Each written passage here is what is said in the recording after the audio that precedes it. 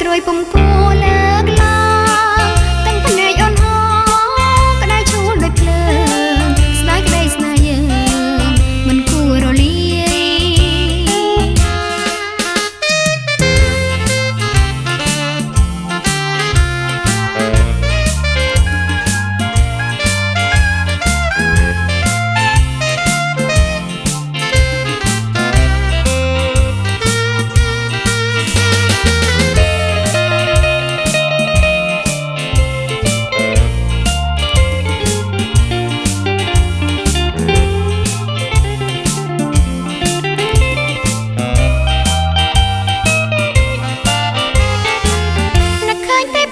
ជ្រៅរំដៅស្នាចង់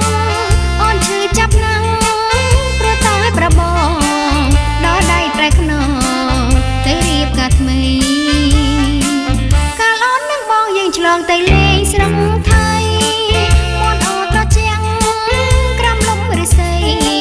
ស្ដាំសំឡេងរេបងភ្លេចចម្រៀង